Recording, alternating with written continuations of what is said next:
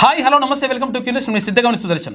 ఇక వివాహేతర బంధాన్ని నేరంగా చూడకూడదంటూ ఢిల్లీ హైకోర్టు ఇచ్చిన తీర్పు ఇప్పుడు వివాదాస్పదం అవుతుంది. భారతీయ సాంప్రదాయ పద్ధతులను కాలరాసే విధంగా ఉందంటూ సర్వత్రా విమర్శలు వెల్లువెత్తుతున్నాయి. వివాహేతర సంబంధం నేరమేమీ కాదని, అది నైతికతకు సంబంధించినటువంటి అంశమని ఢిల్లీ హైకోర్టు తీర్పునిచ్చింది. బాగానే ఉంది ఇక్కడ, కానీ మహాభారత కాలంలో లాగా భార్యను భర్త ఆస్తిలాగా చూడకూడదని స్పష్టం చేసింది. అయితే ఇటీవల తన భార్య మరో వ్యక్తితో హోటల్లో శారీరకంగా దగ్గరైందని, వారిని శిక్షించాలని భర్త మేజిస్ట్రేట్ కోర్టుకు వెళ్లారు. దీంతో ఆ కోర్టు ప్రియుడికి నోటీసులు పంపింది. దీనిపై ప్రియుడు హైకోర్టుకు వెళ్ళగా అతనికి అనుకూలంగా తీర్పునిచ్చింది కోర్టు. అయితే ఇప్పుడు ఇదే ప్రతి ఒక్కరిని ఆలోచనలో పడేస్తుంది. ఇప్పటి వరకు భారతీయ సాంప్రదాయ పద్ధతులు చాలా గొప్పవని అనుకున్నాం. ఒకే జీవితం, ఒకే భార్య అని నమ్మిన శ్రీరాముడిని ఆదర్శంగా తీసుకున్నాం. ఇది రామాయణ మహాభారత కాలం కాదు. అప్పటి వరకు అప్పటిలా ఇప్పుడు ఉండొద్దు. ఎవరితో అయినా సంబంధం పెట్టుకోవచ్చు, పెళ్ళి అయినా వివాహంతో అయినా కూడా అంటూ ఢిల్లీ హైకోర్టు ఇచ్చిన తీర్పు ఇప్పుడు సర్వత్రా చర్చనీయాంశమైంది. అసలు సమాజం ఎటుపోతుంది? అందరూ ఇలాగే సంబంధాలు పెట్టుకుంటే భారతీయ సాంప్రదాయ పద్ధతులు కనుమరుగయ్యే ప్రమాదం ఉండదా? ఇదే విషయంపై మాట్లాడడానికి మనకు హైకోర్టు అడ్వకేట్ ముఖేష్ సామల గారు మనతో అందుబాటులో ఉన్నారు. వారితో మాట్లాడేటువంటి ప్రయత్నం చేద్దాం. చెప్పండి ముఖేష్ గారు, అంటే అసలు యాక్చువల్గా ఇప్పుడు ఢిల్లీ హైకోర్టు ఇచ్చినటువంటి తీర్పును మనం ఎలా చూడొచ్చు? ఢిల్లీ హైకోర్టు ఇచ్చినటువంటి తీర్పులాగా చూడగలిగితే చాలు. ఫస్ట్ ఆఫ్ ఆల్ ఎందుకు అని అంటే, థంబ్నైల్స్ కోసమో, పేపర్ హెడ్డింగ్స్ కోసమో, లేకపోతే సోషల్ మీడియాలో దాన్ని హల్చల్ చేయడం కోసమో, అంటే నేనేమంటానంటే, మీరు ఒక విషయాన్ని చదివేటప్పుడు చూసేటప్పుడు ఒక 2 నిమిషాలు టైం కేటాయించి దాన్ని గూగుల్లో కొడితే మీకు పూర్తి జడ్జిమెంట్ అర్థమవుతుంది. దాన్ని ఇంకొకటి ఏంటి అంటే, లాని కానీ జడ్జిమెంట్లు కానీ ఎప్పుడైనా మీరు చదివేటప్పుడు చూసేటప్పుడు కేవలం చట్ట కోణంలోనే కాకుండా కొంచెం అందులో మీకు సైకాలజీ మీద అవగాహన ఉండాలి, సోషియాలజీ మీద అవగాహన ఉండాలి. ఆ తీర్పులో ఎటువంటి తప్పే లేదండి. ఆ తీర్పుని చదివిన తర్వాత అక్కడ ఏంటి అంటే, ఈ ఎవరైతే ఎక్స్ట్రా మ్యారిటల్ అఫైర్స్ పెట్టుకున్నటువంటి వ్యక్తి ఉన్నాడో తను చేసింది క్రిమినల్ అఫెన్స్ అని చెప్పి ఆ భర్త ఇతని మీద మెజిస్ట్రేట్ కోర్టులో కేసు పెట్టిండు. మెజిస్ట్రేట్ కోర్టు ఏం చేసింది అంటే, మ్యూచువల్ కన్సెంట్ ఆఫ్ సెక్స్ అనేది లీగల్ అని చెప్తుంది కదా జడ్జిమెంట్ లో, సుప్రీంకోర్టు జడ్జిమెంట్ కూడా. దాన్ని అడ్మిట్ చేసినప్పుడు మళ్ళీ భర్త ఏం చేశాడు, సెషన్ కోర్టుకి వెళ్ళాడు. సెషన్ కోర్టు వల్ల అగ్రీడ్ అయినటువంటి ఈ అబ్బాయి ఎవరైతే ఉన్నాడో తను ఏం చేశాడు, హైకోర్టులో సవాల్ చేస్తే హైకోర్టు ఏమన్నది అంటే, ఇది క్రిమినల్ అఫెన్సా ఎటువంటి అఫెన్స్ అనేది కోర్టు చెప్తుంది, కానీ మీరు అన్నట్టు ఇంతకు ముందు అన్నారు అది పర్సనల్ మొరాలిటీకి సంబంధించినటువంటి విషయమే తప్ప క్రిమినల్ అఫెన్స్ కాదు అన్నాడు. కానీ దీన్ని ప్రజలు గాని మీడియా గాని అర్థం చేసుకునేటటువంటి కోణం ఎట్లా ఉంది అంటే, ఎవరితోనైనా తిరగొచ్చని హైకోర్టు చెప్పింది. కోర్టు అట్లా చెప్తుందండి, అట్లా చెప్పదు కదా. దాన్ని అర్థం చేసుకునేటటువంటి విషయంలో కొంత తప్పుదో పడతా ఉన్నది సమాజం. స్వాగతించాల్సినటువంటి విషయం. అయితే మీరు అంటుంది కరెక్టే. కాకపోతే ఏంటంటే, ఇప్పుడు ఒకరిని పెళ్లి చేసుకున్న తర్వాత మరొక వ్యక్తితోటి వివాహేతర సంబంధం పెట్టుకోవడం అనేటువంటిది నేరమా కాదా? చెప్పింది పర్సనల్ మొరాలిటీకి సంబంధించింది, అది నేరం కాదు. మీరు ఇంతకు ముందు ఒక మాట అన్నారు, మహాభారతాన్ని ప్రస్తావించారు జడ్జిమెంట్ లో, దానికి సంబంధించి మాట్లాడారు అంటే, బహుశా నేను అనుకుంటాను మీరు ఒక గ్రామ స్థాయి నుంచే వచ్చి ఉంటారని నేను అనుకుంటాను. మనము మహాభారతం చదివినప్పుడు మన చిన్నతనంలో చూసుకుంటే ఒక 30-40 సంవత్సరాల క్రితంలో మార్మను అనేది పోతుండేది. ఊర్లలో తెలంగాణలో మాట్లాడుకుంటారు. అంటే ఇద్దరి మధ్యన పరస్పర అంగీకారమో మనస్పర్ధలో వచ్చినప్పుడు, లేకపోతే వాళ్ళిద్దరికి అండర్స్టాండింగ్ లేనప్పుడు ఒకరిని విడిచి వీళ్ళకి ఎవరు కంపెనీ ఉంటే వాళ్ళతో పోయేది. దాని తెలంగాణలో మారుమనం అనేది. మారుమానం అంటే ముఖేష్ గారు ఒక్క నిమిషం. మారుమానం అంటే అసలు యాక్చువల్ విషయం ఏంటంటే, మారుమానం అంటే ఒకరిని విడిచి ఇంకొకరిని వెళ్ళడం కాదు. ఒకవేళ ఇప్పుడు విడాకులు తీసుకోనో, లేకపోతే వీళ్ళతో బంధం తెగిపోయి ఆ తర్వాత ఇంకొకరిని పెళ్లి చేసుకొని, అంటే ఒక రకంగా అది అఫీషియల్ గా వెళ్ళడం, అంటే అది మారుమానం. అయితే ఇక్కడ అంటే రెండో పెళ్లి చేసుకోవడం ఒక రకంగా మారుమానం అంటే. ఆ అమ్మాయి చేసింది నైతికంగా తప్పు. చట్టపరంగానో లేకపోతే పెద్ద మనుషుల ఒప్పందం ప్రకారమో ఈమె విడాకులు తీసుకొని తనతో పాటు ఉండాల్సి వచ్చేది. ఉంటే దాన్ని ఎవరైనా స్వాగతిస్తారు. సేమ్ ఒకటేసారి ప్యారలల్ గా ఇద్దరితోని కలిసి ఉండడం అనేది నైతికంగా మనము జీర్ణించుకోలేనటువంటి అంశం. సమాజం కూడా ఎప్పుడైనా దాన్ని తప్పుగానే అనుకుంటది. కానీ వివాహ వ్యవస్థ ఇప్పుడు వ్యవస్థ ఉంది, ఆ వివాహ వ్యవస్థ అనేటువంటి దాన్ని గౌరవించాలి. తర్వాత అసలు యాక్చువల్గా అట్లా కాదనుకుంటే విచ్చలవిడిగా ఎవరితోనైనా ఎవరైనా వెళ్ళిపోవచ్చు.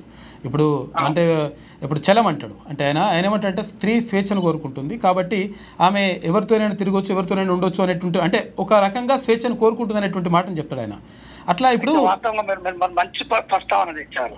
చలం గారి ప్రస్తావన తెచ్చినప్పుడు చలాన్ని చదవాలంటే మనకు విశాల హృదయం ఉండాలి. ఆయన రచనలను అర్థం చేసుకోవాలంటే అంత స్థాయి పరిపక్వత ఉండాలి మనకు కష్టం. ఇప్పుడు మీరు అన్నారు చలం ఏమంటాడు, స్త్రీ యాంగిల్లో మాట్లాడుతూ స్త్రీకి విపరీతమైన స్వేచ్ఛ ఆయన మీరు అన్నారు. అలాంటి వ్యక్తినే స్త్రీని చూస్తే పురుషునికి ఇష్టమే, కానీ ఆమె ఇతరుల భార్య కావాలి, తనకు చిక్కాలి, తన భార్య ఇంట్లోనే ఉండాలి భద్రంగా అంటాడు. ఇక్కడ ఏమన్నాడు, మగవాళ్ళ యొక్క నైతికతనే మాట్లాడాడు కదా తను. కాబట్టి చలం స్వేచ్ఛ గురించి మాట్లాడాడు. అదే సందర్భంలో ఆమె ఏం కోరుకుంటది, ఆమెకంటూ ఒక హృదయం ఉంటది, ఆమెకంటూ మనసు ఉంటది, ఆలోచనలు ఉంటాయని చెప్పాడు. అంటే ఈ మీరన్నట్టు ఒక వివాహ వ్యవస్థ గురించి మాట్లాడుతున్నాం.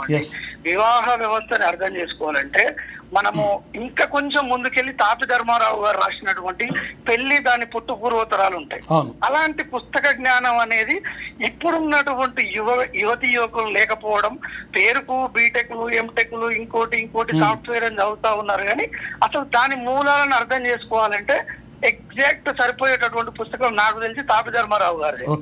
అది చదివినప్పుడు మనం సమాజంలో వివాహ వ్యవస్థ ఏ విధంగా రూపాంతరం చెందుతూ వచ్చింది, ఎట్లా పెళ్లిళ్ళు మొదలైనవి, ఎందుకు మొదలైనవి, మొదలైతే ఏ విధంగా చేసుకోవాలా, ఏ విధంగా కలిసి ఉండాలా. కొంతమంది ఇప్పుడు తల్లిదండ్రులు కూడా ఇందులో తప్పు ఉంటుందండి. బలవంతంగా వాని ఆస్తి పాస్తులు అవి చూసి వాని ఉద్యోగం ఇష్టం లేకుండా కూడా పెళ్లి చేస్తారు. అవన్నీ సంబంధం లేదు, ఆమెకి ఇష్టం ఉందా లేదా అని అంటే ఏదో సంతలో పోయి పసురాన్ని నమ్మొచ్చినట్టు వానికి కట్న కానుకలు, బంగారము, అది ఇది ఇస్తారు. కానీ ఈ అమ్మాయి మనసును అర్థం చేసుకోలేక కూడా పోతా ఉన్నారు. అంటే ఆ వ్యక్తిగత స్వేచ్ఛ కుటుంబం నుంచే మొదలు కావాలా. ఫస్ట్ ఆమె ఇష్టాలను తెలుసుకోవాలా. ఫస్ట్ థింగ్ ఏంటంటే బస్ పాస్ చదువులు అనేది బంద్ చేసేయాలా. ఇంతకుముందు ఏంటంటే బస్ బోర్డు తెలిస్తే చాలని చెప్పి స్త్రీని చదివించేవాళ్ళు. ఇప్పుడు మనం చూస్తా ఉన్నాం, ఒక అమ్మాయి ఒక అబ్బాయి పుడితే అబ్బాయిని వచ్చేసేమో ప్రైవేట్ కాన్వెంట్లలో వేస్తున్నారు, అమ్మాయిని వచ్చేసేమో గవర్నమెంట్ స్కూళ్ళలో చదువుతున్నారు. ఇది కూడా వివక్షే కదా. అంత పరిపక్వత నీకు స్త్రీ only made for the marriage అన్నట్టు ఆమె పెళ్లి చేసి వదిలేస్తే ఆమె పానాన ఆమె ఉంటది అని చెప్పి అత్యంత బాధ్యతారహితంగా తల్లిదండ్రులు కూడా ఉంటున్నారు. దీని నుంచి కూడా బయటికి రావాలా. ఇది నేనేమనంటే ఓన్లీ న్యాయపరమైనదో నైతిక పరమైనదో కాకుండా ఇందులో అనేక సామాజిక రాజకీయ కోణాలు ఉన్నాయి, ఆర్థిక కోణాలు ఉన్నాయి. ఇంత ఎలాబొరేటెడ్ గా 360 degrees లో చూసినప్పుడు మాత్రమే మనకి ఈ సమస్యకు మూలం ఏంది, అసలు ఎందుకు వస్తున్నది అనేది ఉంటది. రంగనాయకమ్మ లాంటి వాళ్ళు రాస్తే కూడా ఆమె రాళ్ళు ఇసిరేసిన వాళ్ళు ఉన్నారు, చెప్పులు ఇసిరేసిన వాళ్ళు ఉన్నారు. మనం అనుకున్నటువంటి చలం గురించి మాట్లాడుకున్నట్లే ఉన్నారు. తాపి ధర్మారావు రాస్తే కూడా అతన్ని బహిష్కరించారు కదా. కాకపోతే ఆ కోణాలని అర్థం చేసుకునేటటువంటి ఇంకొకటి ఏంటంటే మన సోషల్ స్టడీస్ అనేది తగ్గింది మన చదువులలో. ఓన్లీ మనం ఒక మనిషి లాగా ఒక మనిషి పుట్టిండు అని అంటే వాడు ఒక దగ్గర ఉద్యోగం చేయాలా, దానికోసం మాత్రమే ఈ చదువులు. అందుకే కదా ఈ నైతికత ఇవన్నీ లోపించినాయి. వీటన్నిటిని సరిచేయాల్సినటువంటి అవసరం మన దగ్గర ఉన్నటువంటి వ్యవస్థలు, ఏ వ్యవస్థలు, రాజకీయ వ్యవస్థలు, వీటన్నిటి మీద ఆధారపడి ఉంది. కొత్త ఎన్ఈపీ ఉంది, నేషనల్ ఎడ్యుకేషన్ పాలసీ. దాంట్లో ఏం చెప్పబోతా ఉన్నారు, ఈ అకార్డింగ్ టు ద మన ఎప్పుడైతే కాలానికి అనుగుణంగా మనం చేంజెస్ చేసుకుంటూ వస్తా ఉండాలి వ్యవస్థలో. ఇంకొక మాట అండి, మనం ఇక్కడ ఉండి ఒక అమ్మాయి అబ్బాయి వాళ్ళ అక్క చెల్లెలై బండి మీద వస్తే కూడా నీచంగా చూసేటటువంటి సమాజం తయారైంది. ఇదే అమెరికా, యుఎస్, యూకేనో పోయినటువంటి అబ్బాయిలు అమ్మాయిలు ఒకే రూమ్ లో కలిసి ఉంటారు. దాన్ని మాత్రం మనం మోడర్నైజ్ గా చూస్తా ఉన్నాం. అంటే మన ఆలోచన విధానం మారాలా, మనం అర్థం చేసుకునేటటువంటి విధానం మారాలా. నీకు స్వేచ్ఛ కావాల్సిందే, దానితో పాటు బాధ్యత కూడా ఉండాలి. దాన్ని దృష్టిలో పెట్టుకోవాలి ఎప్పుడైనా. ఆ విషయం కూడా మెన్షన్ చేయాల్సింది ఉండొద్దు కాదు. ఇప్పుడు జడ్జిమెంట్ లో ఆ విషయం కూడా మెన్షన్ చేసింది. ఇట్లా రాయొచ్చు కదా, అట్లా రాయొచ్చు కదా అని మనం చెప్పొద్దు. మనం కోర్టులని నేను ఏమంటున్నానంటే కోర్టుని ఇట్లా రాయాలని చెప్పేసి మనం అంటలేం కానీ కాకపోతే అంటే ఆ విషయాల్లో మెన్షన్ చేసిండ్రు. అంటే విషయం ఏంటంటే ఇప్పుడు ఒక వివాహ వ్యవస్థకు సంబంధించి ఇదంతా కూడా జరుగుతూ ఉంటే మరి పెళ్లి చేసుకోవడం ఎందుకు ఎవరితోనైనా ఎవరైనా ఉండొచ్చు కదా అనేటువంటి ఆలోచన వస్తుంది కదా. అటువంటివి వచ్చినప్పుడు ప్రజలందరికీ అంటే అసలు యాక్చువల్గా కోర్టు ఇట్లా చెప్తున్నాయి అంటే దాని అర్థం ఏంది, ఎవరితోనైనా ఉండొచ్చు అనుకున్నప్పుడు మరి పెళ్లి ఎందుకు? అందులో ఉన్నటువంటి నిగూఢమైనటువంటి అంశాలు ఏవైతే ఉన్నాయో వాటిని చెప్పే సందర్భంలో సోషల్ మీడియా విఫలమైతా ఉన్నది. అదే ఇక్కడ మిస్కమ్యూనికేషన్ చేస్తా ఉన్నారు. అయితే నిగూఢమైనటువంటి అంశాలు చేసుకోవాలనుకుంటే నేను ఏమంటానంటే దానికి సంబంధించి ఒక పరిపక్వత కావాలి. తర్వాత పరిపక్వత ఉన్న వాళ్ళకి ఈ తీర్పు అని చెప్పేసి కోర్టులు చెప్పలేవు కదా. అటువంటి అప్పుడు సామాన్య ప్రజలు ఏమనుకుంటారు, అరే ఇట్లా వివాహేతర సంబంధం పెట్టుకుంటే దాన్ని కోర్టు సమర్థించింది అనుకుంటాడు తప్ప, లేకపోతే ఈ సందర్భంలో ఈ పరిస్థితుల్లో ఆమె ఇట్లా చేయాల్సి వచ్చినప్పుడు ఇట్లా సరే పరిస్థితులు అక్కడ ఆమెకు అనుకూలంగా లేవు కాబట్టి ఇక్కడ అనుకూలంగా ఉన్నాయి కాబట్టి ఆమె హోటల్కి వెళ్ళేసి ఇంకొకరితో అక్రమ సంబంధం పెట్టుకున్నది, సరే ఆయనకి ఇష్టమైన తోటో ప్రియుడో ఎవడో పెట్టుకున్నది అని చెప్పేసి సామాన్య ప్రజలు అనుకునేటువంటి అవకాశం ఉండనప్పుడు మనము కోర్టులు కొంతవరకు ఇటువంటి సమయాల్లో అంటే చాలా జాగ్రత్తగా తీర్పులు ఇవ్వాల్సినటువంటి అవసరం ఉంటుంది అని చెప్పేసి కొంతమంది అంటున్నారు. మీరేమంటారు? అఫ్ కోర్స్ మీరు అన్న దాంట్లో కొంత మేరకు నేను ఏకీభవిస్తాను. దీనిలో సమాజంలో కూడా ఉన్నటువంటి వ్యక్తులు ఎవరైతే ఉంటారో వీళ్ళకు చట్టం హక్కు కల్పించింది, బాధ్యత కల్పించింది. ఆ బాధ్యతలో భాగమే నైతిక బాధ్యత కదా. మనం పొద్దున్న లేస్తే ఏం చేస్తా ఉన్నాము, ఏం మాట్లాడుతూ ఉన్నాము, ఏ బట్టలు వేసుకుంటా ఉన్నాము, ఏ తిండి తినాలి, ఏం తినొద్దు అని చెప్పి ఇదంతా నైతిక పరమైనటువంటి అంశాలు కదా. మనం కుటుంబ పరపరలో భాగంగానే కదా నేర్చుకున్నది. వీటన్నిటిని నేర్పడంలో కుటుంబ వ్యవస్థ ఏదైతే ఉందో అది ఫెయిల్యూర్ అవుతుందని చెప్పి మాట్లాడుతూ ఉన్నాం. ఇంతకు ముందు మాట్లాడినట్టు ఏదైతే ఈ రాజకీయ వ్యవస్థలు కొంచెం బాధ్యత రాహిత్యంగా ఉన్నాయని చెప్తా ఉన్నాము. సినిమా పరంగా వస్తున్నటువంటి ప్రభావం కూడా పబ్లిక్ మీద చాలా ఎక్కువ పడతా ఉన్నది. ఇప్పుడు సినిమాలలో వచ్చే సాహిత్యాన్ని మనం కొంచెం గమనిస్తే కొంచెం ఇండెప్త్ గా ఓకే అని అంటివా ఓయకు రమ్మంటాడు అని అంటారు. ఏం సాహిత్యం అది? సాహిత్య విలువలు ఎక్కడ దిగజారిపోతా ఉన్నాయి?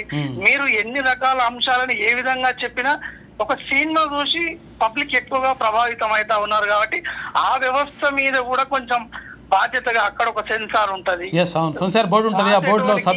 మాట్లాడేటోనికి పాడేటోనికి ప్రతి ఒక్కరిది బాధ్యత ఉంటది. కోర్టు ఒక్కటి మాత్రమే వ్యవస్థను సెట్ చేయలేదు. కోర్టు అనేది ఒక భాగం వ్యవస్థలో. అయితే కోర్టు ఒక భాగం మాత్రమే కానీ కాకపోతే ఏంటంటే కోర్టు చెప్తే ఒక ప్రామాణికంగా తీసుకుంటారు. సినిమా చెప్తే ఇప్పుడు వాడు ప్రామాణికంగా తీసుకోవాలనే రూల్ ఏం లేదు. ఎందుకంటే అది మనం ఆచరించవచ్చు, ఆచరించకపోవచ్చు. కానీ కోర్టు చెప్తే ఒక చట్టం అంటే ఇప్పుడు చెప్పింది వేదంగా అయిపోతుంది ఆటోమేటిక్గా సమాజంలో. ఎందుకంటే కోర్టు చెప్పింది కాబట్టి లీగల్గా ఇప్పుడు ఏదైనా సమస్యలు వచ్చినప్పుడు ఒక వ్యక్తి ఇంకొక వ్యక్తిని చంపేసిండు అనుకున్నప్పుడు మరి చంపేస్తే దానికి గల కారణాలు కథా కార్యక్రమం మనం అందరూ కూడా ఆలోచిస్తాం, రకరకాలుగా ఆలోచించిన తర్వాత నైతికత వేరు, తర్వాత చట్టం వేరు. నైతికతకు తర్వాత చట్టానికి చాలా తేడా ఉంటుంది. ఇప్పుడు చిన్న ఎగ్జాంపుల్, ఇప్పుడు ఒక వ్యక్తి దొంగతనం చేసిండంటే చట్టం ఏమంటుందంటే 1000% నువ్వు తప్పురాబై నేను తీసుకుపోయి లోపల పడేయాలంటే చట్టం. కానీ నైతికంగా ఆలోచించినప్పుడు ఒక వ్యక్తికి వాళ్ళ అమ్మకు కారణం వాళ్ళ అమ్మకు మొత్తం అస్సలు ఆరోగ్యం బాగలేదు, తర్వాత ఆ మందులు వేసుకోకపోతే ఎట్టి పరిస్థితుల్లో ఆమె చనిపోయేటువంటి పరిస్థితి ఉన్నది. తర్వాత డబ్బులు ఒకవేళ జేబులోనే డబ్బులు లేవు, ఇంట్లో కూడా పరిస్థితి ఏం లేదు. ఆ సందర్భంలో ఏం చేయాలనో అర్థం కాక ఓ 100 రూపాయల మందుల్ని వాడు దొంగిలించడం చట్ట ప్రకారం నేరమే. కానీ ఆ దొంగిలించినటువంటి పరిస్థితి మాత్రం నైతికంగా ఆలోచించినప్పుడు సరే వాళ్ళ అమ్మ ప్రాణాల కోసం చేసిండు కాబట్టి ఇది నైతికత ఇట్లా చెప్తుంది. కానీ చట్టం ఏం చెప్తుంది, నువ్వు చేసిన దొంగతనం అంటది తప్ప తర్వాత నువ్వు ఈ పరిస్థితుల్లో చేసినావు తర్వాత ఇది దొంగతనం కాదు అని చెప్పేసి అనదు. కాబట్టి చట్టానికి తర్వాత ఇక్కడ నైతికతకు తేడా ఉంటుంది. కాబట్టి మనము ఈ విషయాలు చూసుకొచ్చినప్పుడు చట్టాన్నే గౌరవిస్తారు, తర్వాత కోర్టుల తీర్పులని 100% ప్రజలు గౌరవించాల్సిందే. ఇంకక్కడ వేరే శశభిషలు ఏమి ఉండవు. ఇంకా అటువంటప్పుడు కోర్టులు జాగ్రత్తగా అంటే తీర్పులు ఇచ్చేటువంటి పరిస్థితి ఉండాలని చెప్పేసి ప్రజలు కోరుకుంటున్నారు. తర్వాత ఇంకొక విషయం ఏంటంటే ఇప్పుడు స్త్రీలకే జరుగుతుందా అన్యాయం, లేకపోతే అమ్మాయే అంటే ఒక వివాహిత వేరే వాళ్ళతో అక్రమ సంబంధం పెట్టుకోవచ్చా? తర్వాత ఇప్పుడు పురుషులకు సంబంధించి కూడా అన్యాయం జరుగుతూ ఉంది కదా. కొంతమంది ఈ స్త్రీల బాధలు అంటే భార్యల బాధలు భరించలేక ఆత్మహత్య చేసుకునే వాళ్ళ సందర్భాలు కూడా చాలా ఉన్నాయి. కాకపోతే అంటే పేపర్లో రావు, ఎందుకంటే వీడు మగవాడు కాబట్టి. అంటే పేపర్లో ఎందుకు రాయారంటే అసలు యాక్చువల్గా భర్త చనిపోయాడని చెప్పేసి పెద్దగా అంటే దాని గురించి పట్టించుకోరు. అట్లా కూడా సఫర్ అయ్యేటువంటి మగవాళ్ళు కూడా ఉన్నారు. ఇప్పుడు నిన్నగాక మొన్ననే ఢిల్లీకి ఒక ట్రైన్ వెళ్ళింది. అంటే ట్రైన్లో వాళ్ళు విశాఖపట్నం నుంచి కొంతమంది వెళ్ళిండ్రు. వాళ్ళు ఏంటి అంటే వాళ్ళు భార్య బాధితులు. అంటే మగవాళ్లకు ప్రత్యేక హక్కులు కావాలి, మగవాళ్లకు ప్రత్యేక కమిషన్ కావాలని చెప్పేసి వాళ్ళు డిమాండ్ చేస్తూ ఢిల్లీకి వెళ్ళిండ్రు మొన్ననే, జస్ట్ మొన్ననే. నా దగ్గర విజువల్స్ కూడా ఉన్నాయి, ఇప్పుడు కావాలంటే చూపిస్తా. అయితే మగవాళ్ళు కూడా వెళ్ళిండ్రు. అంటే మాకు ప్రత్యేకమైనటువంటి హక్కులు కావాలి, మాకు ప్రత్యేకమైనటువంటి ఒక కమిషన్ కూడా ఏర్పాటు చేయాలి, మహిళా కమిషన్ ఎట్లయితే ఉందో పురుషుల కమిషన్ కూడా ఒకటి ఏర్పాటు చేయాలని చెప్పేసి వాళ్ళు డిమాండ్ చేస్తున్నారు. అంటే మాకు అన్యాయం జరిగినప్పుడు మేము ఎవరికి చెప్పుకోవాలని చెప్పేసి అంటున్నారు. అంటే ఒక స్త్రీకి సంబంధించినటువంటి అంశం పైన ఇట్లా వచ్చినప్పుడు, తర్వాత పురుషునికి సంబంధించిన అంశం పైన వీళ్ళు కూడా, పురుషుడు కూడా ఎవరితోనైనా తిరగవచ్చు, ఎవరితోనైనా దానిమంటారు వివాహేతర సంబంధం పెట్టుకోవచ్చు అని ఒకవేళ తీర్పులు వచ్చినట్లయితే భవిష్యత్తులో ఒకవేళ వస్తే ఇంకా వివాహ వ్యవస్థకు అసలు యాక్చువల్గా అర్థం ఉండేటువంటి పరిస్థితి ఉండదు. కాబట్టి కోర్టు ఇచ్చినటువంటి తీర్పును మనం ఎట్లా చూద్దామంటారు? మీరన్నట్టు వివాహ వ్యవస్థలో వివాహ వ్యవస్థ అనేది భారతదేశంలో ప్రమాద పంచులోనే ఉంది, ప్రమాదంలో పడ్డది కూడా. అయితే ఇప్పుడు ఒక 2 విషయాలు మాట్లాడుకోవాలి ఇక్కడ మనం. మీరు అన్నది వాస్తవం, మీరు అన్నదాంతో నేను కూడా ఏకీభవిస్తున్నా. ప్రమాద అంచుల్లో పడ్డది. ఇంక కొంతమంది ఏమంటారంటే ఇప్పుడు ఆల్రెడీ అక్రమ సంబంధాలు విక్రమ సంబంధాలు ఇవన్నీ కూడా జరుగుతున్నాయి కదా, ఇప్పుడు కోర్టు చెప్తేనే అయిందా అని చెప్పేసి కూడా కొంతమంది అనొచ్చు. ఇది కూడా వచ్చింది వాదన. అట్లా వచ్చినప్పుడు మనం ఏంటంటే కోర్టు చెప్పినప్పుడు అఫీషియల్. ఇప్పుడు ఒకవేళ ఇప్పుడు వివాహేతర సంబంధం పెట్టుకోవాలంటే కొంతవరకు ఆలోచించేటువంటి పరిస్థితి ఉంటుంది. ఎందుకంటే ఇది తప్పు, తర్వాత సమాజం దీన్ని తప్పుగా చూస్తుంది, తర్వాత కోర్టుకి అంటే తప్పుగా చూస్తున్నటువంటి ఒక భయంతో వాళ్ళు అట్లా ఈ తప్పుడు పని చేస్తుంటారు. కానీ ఇప్పుడు ఒకవేళ కోర్టు తీర్పునిచ్చినప్పుడు ఇది చట్టపరంగానే కరెక్ట్ కాబట్టి నేను చేసేది కరెక్టే అంటాడు వాడు. అట్లా ఏమైనా ప్రమాదం జరిగేటువంటి అవకాశం లేదా? అదే అంటుంది. అందుకే మనం ఇంతకుముందు మాట్లాడుకున్నట్టు కోర్టు ఎంతసేపు ఉన్నా అది నేరమా కాదా అని చెప్పగలుగుతుంది. కానీ ఈ నైతిక అంశాలు నేర్పాల్సినటువంటి బాధ్యత సమాజంలో అన్ని వ్యవస్థలకు ఉన్నది. కాబట్టి ఏ ఒక్క వ్యవస్థ మిస్బ్యాలెన్స్ అయినా ఇప్పుడు కోర్టు తీర్పును దోషిగా నిలబెట్టేటటువంటి పరిస్థితులు వచ్చేసినాయి. అక్కడ చిన్న ఒక్కటే లైన్ బహుశా ఈ కాంట్రడిక్షన్ కారణమైందేమో. మహాభారత కాలం నుండి స్త్రీని ఒక వస్తువుగా చూస్తా ఉన్నారు, ఒక ఆస్తిగా చూస్తా ఉన్నారు అనే ఒక పదం గనక లేకపోతే వేరే ఉంటుండే. కోర్టుల పని ఏంది అని అంటే, మీరు ఇంతకు ముందు దొంగతనం ఇంకోటి చెప్పినప్పుడు ఏమన్నారు, అది నేరమా కాదా అని చెప్పాల్సినటువంటి వ్యవస్థనే కోర్టు. నేర్పాల్సినటువంటి కోర్టు ఏది? ప్రజా కోర్టు. ఇక్కడ ఏంటి అంటే ప్రజా కోర్టు చేయాల్సినటువంటి పని చేయలేకపోవడం, మీరన్నటువంటి సమాజమే కావచ్చు, వ్యవస్థలో ఉన్నటువంటి అనేక క్లిష్టమైనటువంటి పరిస్థితుల మధ్యన మనం ఏది నిజం, ఏది అబద్ధం, ఏది తప్పు, ఏది ఒప్పు అనేది ప్రజలు నిర్ణయించలేనటువంటి స్థితికి దిగజారిపోతా ఉన్నది. ఈ తీర్పు వెనక కావచ్చు, ఈ మనకు జరుగుతున్నటువంటి పరిస్థితులు మనం గమనిస్తే ఈ మధ్యన పరువు హత్యలు చాలా అవుతున్నాయి కదా. పరువు హత్యలు, అమ్మాయిని తీసుకొని పోయిందని అబ్బాయిని చంపేయడం, అమ్మాయిని చంపేయడం. అంతేందుకంటే మనం ఒక చిన్న మాట, రీసెంట్ గా ఈ మిర్యాలగూడ ప్రణయ్ హత్య కేసు విషయంలో తన జీవితం తను గడుపుతున్నటువంటి ఆ అమ్మాయి ఒక గంట సేపు అనుకుంటానండి, బహుశా తీర్పు వచ్చిన ఎమ్మటే ఆమె రియాక్ట్ కాకపోతే నువ్వెక్కడా అని చెప్పి నెటిజన్స్ మొరిగారు.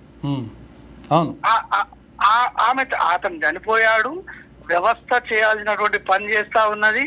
అక్కడ కూడా తీసుకొచ్చి మళ్ళీ ఈమెనే ఒక దోషిగా నిలబెట్టే ఒక దుష్ప్రచారం జరిగింది.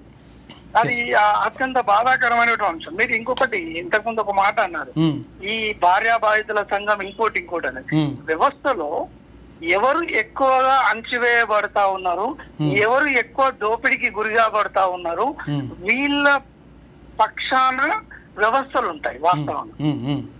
అందులో భాగంగా మనము మగవాడి వల్ల స్త్రీ ఇప్పటికి కూడా మనం ఇంతకుముందు జడ్జిమెంట్ లో మాట్లాడుకున్నట్టు మహాభారత కాలం నుంచి చూసుకున్నా, రామాయణ కాలం నుంచి సీతమ్మవారిని చూసుకున్నా, ఒక మగవారి చేతిలో ఆడవాళ్ళు ఎక్కువ హింసకు గురైన వాళ్ళే ఉంటారు తప్ప ఈ మగవాళ్ళ శాతం అనేది తక్కువ ఉంటది కాబట్టి తక్కువ కన్సర్న్ తీసుకుంటది వ్యవస్థ. వీళ్ళు సరి చేసుకోగలుగుతారు, వీళ్ళు నిలదొక్కుకోగలుగుతారు.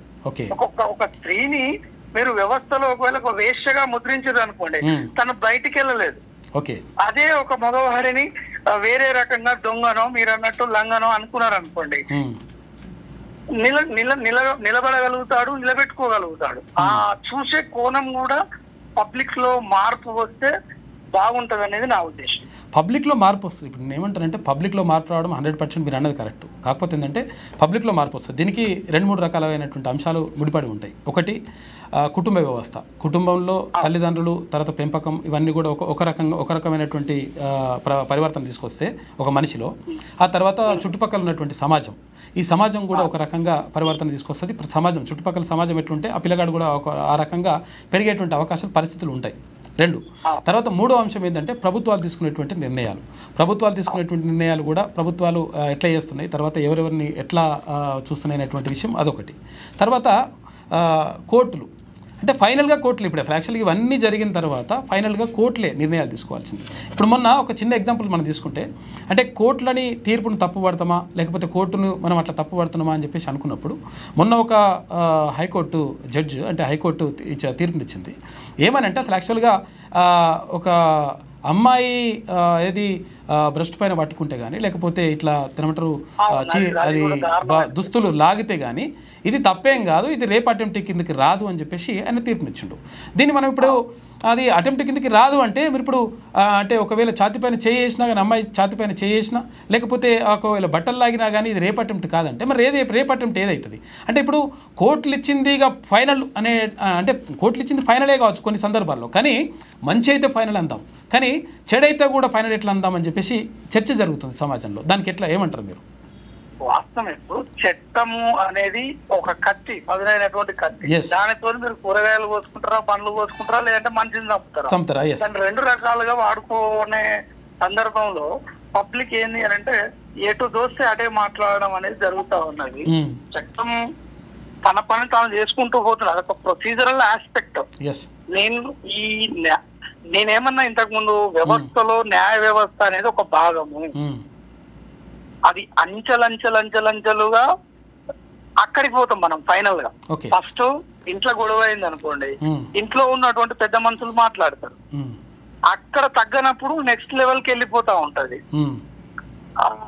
ఒకవేళ మనకి ఈ వ్యవస్థలో ఇవన్నీ ఉంటాయి. ఇంతకు ముందు మనం మాట్లాడుకున్నటువంటి ప్రతి పంచాయతీ ఊర్లలో ఎక్కడనో రచ్చబండ కాడనో గ్రామ పంచాయతీ కాడనో పెద్ద మనుషులు నచ్చజెప్పి అది చేపించేవాళ్ళు. ఇంతంత వ్యాప్తి చెందలే సమాచార వ్యవస్థ అనేది. ఇది జరిగిన తర్వాత ఏమైతుందంటే దాన్ని చట్టాన్ని మిస్యూజ్ చేసుకునే వాళ్ళ యొక్క శాతం ఎక్కువ పెరుగుతుంది. మీకు చిన్న ఎగ్జాంపుల్ చెప్తాను నేను. భార్య బాధితుల సంఘం అన్నారు కాబట్టి మేము రెగ్యులర్ గా చూసే కేసుల్లో మేము కొన్నిసార్లు ఆడవాళ్ళ తరపు ఉండాల్సి వస్తుంది, మగవాళ్ళ తరపు ఉండాల్సి.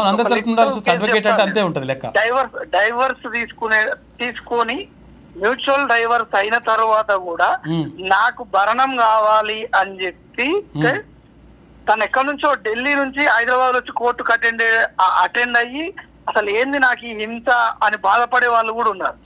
ఇక్కడ స్త్రీని నిందించాలనా, చట్టాన్ని నిందించాలనా, ఆమెకున్నటువంటి హక్కును నిందించాలా, వాడు పడుతున్నటువంటి బాధను చూడాలన్నా అర్థం కాక మేమే ఒక్కొక్కసారి ఒక క్లిష్ట పరిస్థితిలోకి వెళ్ళిపోతాం.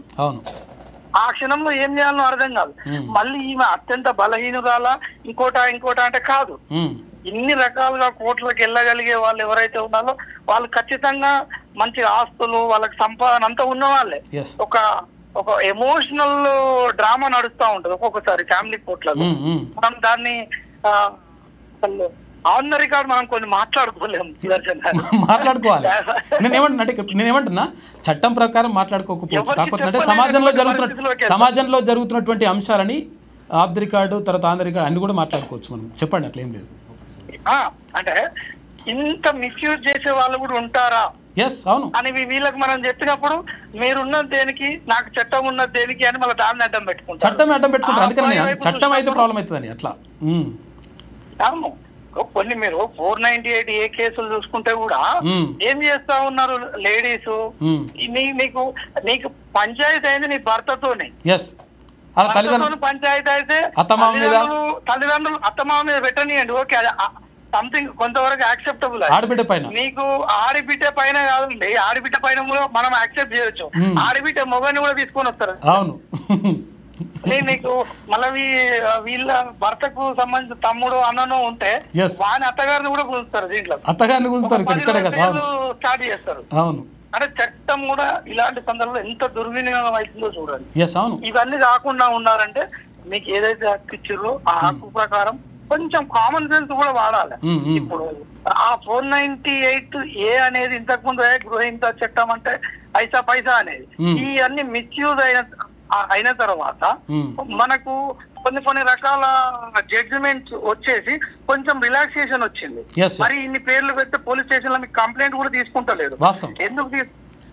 ఎందుకు అని అంటే ఇది ఎవరు చెప్పాలి? కామన్ సెన్స్ ఇవన్నీ పెట్టొద్దు అని వ్యవస్థలు అక్కడ ఉన్నటువంటి మీకు ఆ దగ్గర ఉన్నటువంటి సమాజం చెప్పాలి. కానీ ఎమ్మటున్నోడు ఏం చేస్తాడు? కాదు పలానా మీ మరిది అత్తగారిని కూడా ఇరికి దాంట్లో అంటారు. అప్పుడు పోలీసు వాళ్ళు తీసుకొని వాళ్ళు ఎవరికి ఏం చెప్పుకోవాలో అర్థం కాదు. అందుకే ఈ 498A మీద కూడా మనకు అస్ఫక్ అల్లాం వర్సెస్ స్టేట్ ఆఫ్ జార్ఖండ్ లో డైరెక్ట్ చెప్పేసినారు. దాన్ని వీగిపోయింది. అది మీరు 41A ఇప్పుడున్న 35(3) ఇవ్వాల్సిందే. మీరు 498A వస్తే దాన్ని క్షుణ్ణంగా పరిశీలించాలి అని అంటారు. నీ భర్తతోని పంచాయతీ అయితే నువ్వు వీళ్ళందరి మీద ఎందుకు పెడతా ఉన్నావు కేసులు అని అంటే మళ్ళీ తర్వాత మైక్ పట్టుకున్నారు అనుకోండి, లేదు నాకు ఇట్లా అన్యాయం జరిగింది, వీళ్ళు ఇంత హెరాస్ చేసి పోలీసు వాళ్ళు పట్టించుకుంటలేరు, లేదు అని అంటే దాన్ని FIR చేస్తలేరు, చార్జ్ షీట్ వేస్తలేరు, నేను కోర్టుకు వస్తే కూడా న్యాయం లేదు అని మళ్ళీ దీన్ని వాళ్ళకి అనుగుణమైన తీసుకోవడం. దాన్ని మనం ఎట్లా అర్థం చేసుకోవాలి? కొంచెం ప్రాక్టికల్ గా వెళ్ళినప్పుడు అనిపిస్తా ఉంటాయి. సరే అత్తమా అంటే ఇంట్లో ఉన్నారు, వాళ్ళు వేధించరు అని అనుకుందాం. వాళ్ళు తమ్ముడు ఏం చేసిండు, తమ్ముని భార్య ఏం చేసింది, వాని అత్తగారు ఏం చేశారు, ఇన్ని కాంప్లెక్సిటీస్ ఉంటాయి వ్యవస్థలో. దాని మిస్యూజ్, చట్టం మిస్యూజ్ అనేది అందరూ చేస్తా ఉన్నారు. అదొక అత్యంత దారుణమైనటువంటి అంశం ఇప్పుడు ప్రస్తుతానికి. ఇప్పుడు చట్టాన్ని మిస్యూజ్ చేస్తుండ్రు అనేటువంటి అంశం నిజంగా కూడా కోర్టుల దృష్టికి వెళ్ళింది. అది నిజంగా మంచి పరిణామం. అసలు యాక్చువల్గా ఏంటంటే 498A అంటే గృహహింస చట్టం ఎప్పుడైతే ఎప్పుడు బాగా ప్రభావితంగా పనిచేసింది, తర్వాత నిజంగా న్యాయం జరిగిందంటే 1980, 70, 80, 90 ఆ కాలంలో నిజంగా కూడా చాలా వరకు అదనపు కట్నం కోసం వేధింపులు కథా కార్ఖాన అప్పుడు జరిగింది కొంతవరకు. అంటే ఎక్కువ మీరు అన్నట్టుగా మెజారిటీ ఎవరైతే మహిళలు ఉన్నారో కొంతవరకు వాళ్ళు దానికి గురైనరు. అప్పుడు నిజంగా కూడా ఒక రకంగా కొంచెం అవసరం అనిపించింది. ఎందుకంటే మీకు దీంట్లో ఇంకొక అంశం యాడ్ చేస్తాను. చెప్పండి. మనం 498A గురించి మాట్లాడుకున్నాం. అదొక క్రిమినల్ అఫెన్స్. మీకు చిన్న పంచాయతీ అయిందనుకో వాని మీద 498A పెడతారు. పెట్టిన తర్వాత ఫ్యామిలీ కోర్టులకు వస్తే ఎన్ని అంశాలు ఉంటాయో తెలుసా? ఒక DVC ఫైల్ చేస్తారు, ఒక MC డొమెస్టిక్ వైలెన్స్, MC అంటే మళ్ళీ మెయింటెనెన్స్, నాకు రెగ్యులర్ మెయింటెనెన్స్ కావాలి, ఓవరాల్ గా నాకెంత మెయింటెనెన్స్ ఇస్తావని వారం 2 సార్లు కోర్టు చుట్టే తిరగాలి. పొద్దుకులు తపస్సు తీస్తూ ఉంటారు పాపం. మన ఉద్యోగం విద్య అంతా వీక్తుంది వాడిని, మనకి బతుకు తెరవేలేదు, పడేస్తా ఉన్నారు. అంటే మీకు ఇటుపక్క క్రిమినల్ కోర్టుకు పోవాలి, ఫ్యామిలీ కోర్టుకు రావాలి, ఈడ 4 కేసులు నడిపిస్తా ఉంటారు. అది ఎక్కడి న్యాయము? ఒక రకంగా చూస్తే వాళ్ళని చూసినప్పుడు నాకు చాలా బాగా అనిపిస్తుంది. అతని మాట్లాడదామా, వీళ్ళని చూస్తే ఇటు సైడ్ ఏమో ఎమోషనల్ గా అనిపిస్తుంది. అమ్మాయి తరపుకెళ్ళి అబ్బాయి తరపుకెళ్ళి చూసుకుంటే సరే నాకు ఉన్న దాంట్లో ఇస్తా అని అంటాడు. వానికి భూమి ఉండదు, నాకు వాని దాంట్లో భూమిలో వాటా కావాలని అంటాడు. నేను రీసెంట్ ఒక కేసు చూసాను. అరే వానికి భూమి లేదమ్మా, ఏడాది మరి వాడు కొని ఇప్పుడు 52 లక్షలు ఎకరం అయింది కదా అని అంటే, లేదు సార్ నాకు ఎకరం భూమి కావాల్సిందే. ఇలాంటి అంశాలను చూసినప్పుడు కొంచెం బాధ అనిపిస్తూ ఉంటది. మరి ఇప్పుడు చట్టం కరెక్టా, కోర్టులు కరెక్టా, పోలీసు వ్యవస్థను నిందిద్దామా, ఈ అమ్మాయిని నిందిద్దామా, అబ్బాయిని నిందిద్దామా అని అంటే పెద్ద చర్చ కాబట్టి కూడా. అందుకే ఆన్ రికార్డ్ చెప్పేశాను వాట్ ఎవర్ ఇట్ మేబీ. చెప్పొచ్చు అంటే మనము డిస్కస్ ఇప్పుడు ముఖేష్ గారు నేనేమంటానంటే మనం డిస్కస్ చేసుకుంటానే అంటే యాక్చువల్గా కొన్ని విషయాలు కప్పిపుంచితే మొత్తం మీకు ఇట్లా అయిపోతుంది. అంటే పుంచితే ఏమవుతుందంటే ఇప్పుడు ఒకవేళ ఇప్పుడేంది ఇట్లా పిడికిలు పట్టుకున్నాం అనుకో, పిడికిలు పట్టుకుంటే లోపల ఏముందో అని చెప్పేసి ఉంటుంది. కాబట్టి మనం అన్ని విషయాలు చెప్పాల్సిన అవసరం ఉంటుంది. అంటే అన్ని విషయాలంటే ఇది మొత్తం సమాజానికి మొత్తం దారుణంగా నష్టం చేసేది ఏం కాదు. ఎందుకంటే జరుగుతున్నటువంటి విషయాలని మనం చెప్పినప్పుడు దాంట్లో ఏం మంచి ఉందో ఏం చెడు ఉందో అట్లా దాన్ని బేరీ చేసుకునేటువంటి అవకాశం ఉంటుంది. కాబట్టి చెప్పాల్సిందే. అంటే ఇప్పుడు మన చట్టం విషయంలో మనం కోర్టుల విషయంలో చెప్పకపోవచ్చు, కానీ మనం సమాజంలో జరుగుతున్నటువంటి పరిణామాలను చెప్పుకోవాలి కాబట్టి 100% చెప్పాల్సిందే. కానీ మొత్తం మీద వివాహేతర సంబంధానికి సంబంధించి అక్కడ కోర్టు ఇచ్చినటువంటి అంటే ఢిల్లీ హైకోర్టు ఇచ్చినటువంటి తీర్పు మాత్రం తీవ్ర చర్చనీయాంశంగా మాత్రం మారింది. దీన్ని మొత్తం ఫైనల్గా మనం ఏమందాం ఇక కంక్లూడ్ చేస్తే? నేను ఒక్కటే మాట, చట్టం అదొక ప్రొసీజర్. మనము ఎందుకు చట్టాన్ని రాసుకున్నాము అని అంటే మనుషులకు జంతువులకు ఉన్నటువంటి తేడా ఏంటంటే మనం ఏ బట్టలు వేసుకోవాలి, ఎలా బతకాలి, ఎట్లా ఉండాలి వ్యవస్థలు అనేది ఒక సిస్టమ్ తయారు చేసుకున్నాం. దానిలో భాగంగానే మనం ఈ చట్టాలు తీసుకొని వచ్చాం. ఈ చట్టాలకు అనుగుణంగా మీకు ఇందులో ఇంకొక విషయం చెప్పాలని, వరకట్న నిషేధ చట్టం అని మనం తీసుకొచ్చాం. వీడు కట్నం ఇచ్చినోడు పోయి నేను ఇంత ఇచ్చినా అంత ఇచ్చినా అంటే అసలు కట్నం ఇచ్చడం పెద్ద తప్పు కదా. ఇవ్వడం కూడా తప్పే. ఈ అమ్మాయి వాళ్ళ తల్లిదండ్రులనే అనాలన్నా, మళ్ళీ కట్నం ఇచ్చి నేను 20 లక్షలు కట్నం ఇచ్చినా, 50 తులాల బంగారం పెట్టినా, నేను 10 లక్షలు పెట్టి గ్రాండ్ గా పెళ్లి చేసినా అని చెప్పి మళ్ళీ వీళ్ళు కోర్టుకే సమర్పిస్తారు. అవన్నీ చదివినప్పుడు మాకు ఒక్కొక్కసారి చాలా సర్కాస్టిక్ అనిపిస్తుంది. చూడండి మరి ఇప్పుడు చట్టాన్ని ఎక్కడ దోషి అన్నాం. ఇప్పుడు ఇచ్చిన కూడా తీసుకొని లోపలేయాలనా అంటే మనకి చట్టం తయారైంది, మనం ఎందుకు తెచ్చుకున్నాం ఈ చట్టాలు అంటే ఏ విధంగా ఉండాలి, బాధితులకు ఉండాలి, మీరు వయలేషన్ చేస్తే ఏం జరుగుతుంది అనే ఒక ఆర్డర్లీ వ్యవస్థ కోసం మాత్రమే తెచ్చుకున్నాము. దాన్ని కూడా మిస్యూజ్ చేసుకుంటా పోతే ఎవరికి వాళ్ళు అంటే మీకు అనుకూలంగా ఉన్నప్పుడు ఒక రకంగా, అవతలోనికి ఇబ్బంది జరిగినప్పుడు ఒక విధంగా ఉన్నప్పుడు ఈ సమాజం నుంచి డిఫరెంట్ గా వస్తాయి. ఇప్పుడు మీరు ఇంతసేపు మాట్లాడింది అని అంటే అమ్మాయి వర్షన్ ఏం జరుగుతా ఉన్నది, అబ్బాయి వర్షన్ రెండు మాట్లాడినాం ఇట్లా. కాబట్టి బేసిక్ గా ఏంటి అని అంటే విపరీతంగా సామాజిక అవగాహన అనేది పబ్లిక్ ఇంపార్టెంట్. ఈ సమాజంలో అన్ని రకాల రోల్స్, మీడియా కావచ్చు, మీలాంటి వాళ్ళు, రాజకీయ నాయకులు కావచ్చు, చట్టాలు తయారు చేసే వాళ్ళు, ఎస్పెషల్లీ ఈ సాహిత్య రంగంలో ఉన్నటువంటి, ఎస్పెషల్లీ ఇప్పుడున్నటువంటి సినిమా కావచ్చు, ఇవన్నీ బాధ్యతాయుతంగా కుటుంబం, తల్లిదండ్రులు ముఖ్యంగా మీరు ఏం నేర్పిస్తా ఉన్నారు మీ పిల్లలకి, ఎట్లా ఉండాలి. ఒక అమ్మాయి అన్నప్పుడు ఆమెను ఒక ఆబ్జెక్టివ్ చూడకుండా ఉండడం చిన్నప్పటి నుంచే నేర్పాలి. ఇక్కడ నుంచి మొదలవుతుంది వ్యవస్థ అనేది. లాస్ట్ సుప్రీంకోర్టు ఈ తీర్పిచ్చింది, హైకోర్టు ఈ తీర్పిచ్చింది అని అంటే మనం కోడి ముందా గుడ్డు ముందా అనే డిస్కషన్ అనేది మనం తెల్లవారులు పెట్టినా నడుస్తూనే ఉంటుంది లెక్క. అట్లండి. Thank you Mukesh. అయితే మొత్తం మీద ఇది ముఖేష్ సామల గారు చెప్తున్నటువంటి మాట. ఒక అడ్వకేట్గా ఆయన చెప్తున్నాడు. అంటే విషయం ఏంటంటే అసలు యాక్చువల్గా కోర్టు ఇచ్చినటువంటి తీర్పు ఆ సందర్భాన్ని బట్టి, ఆ పరిస్థితులను బట్టి ఇచ్చి ఉండొచ్చు అని చెప్పేసి అంటున్నారు. కాకపోతే అంటే కోర్టు తీర్పు ఇచ్చేటప్పుడు ఇష్టం వచ్చినట్టు అంటే చాలా బాధ్యతాయుతంగా, అంటే కీలకమైనటువంటి అంశాలకు సంబంధించి కోర్టు తీర్పునిచ్చేటప్పుడు 100% బాధ్యతాయుతంగా వ్యవహరించాల్సినటువంటి బాధ్యత కోర్టు పైన ఉంటుంది.